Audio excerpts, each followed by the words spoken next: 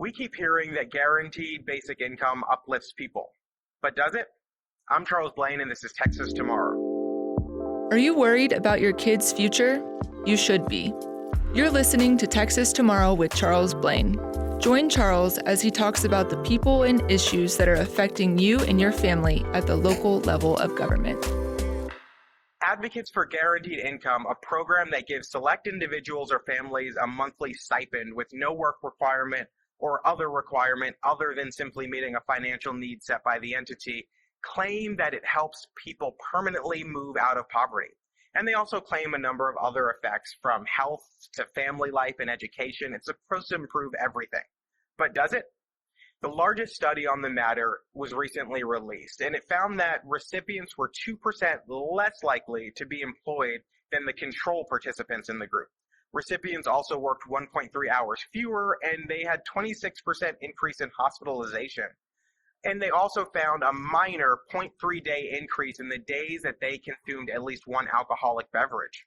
But overall, they found no effect on physical health for the recipients. So we're talking about no better job, no better health, no better human capital training. But what they did find, according to the mobile diaries they asked participants to report in, were increases in leisure, both social and solitary. So with the guaranteed income, the recipients felt they had more time for leisure.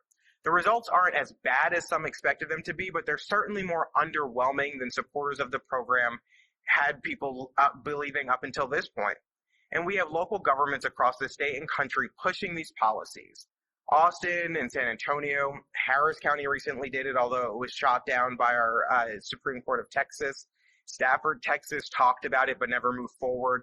But the data show that should show local officials that this is not a worthwhile investment, and that major capital expenses like this, which sometimes can amount to tens of thousands or even tens of millions of dollars, depending on the size of the program and the size of the city, should be spent on things we already know work rather than programs that we want to try out, like workforce development programs and other things. Better yet, driving down the cost of living for everyone.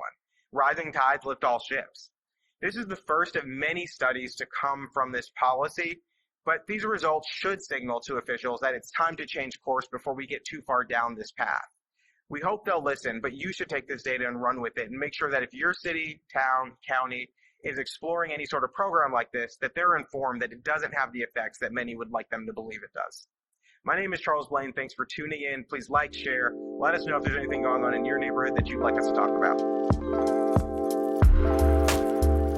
So I hope you took something away from this. And if you did, make sure you tell a friend, a family member, share it on Facebook, Twitter, Instagram, wherever you see fit. And make sure you tune in for next week's episode of Texas Tomorrow.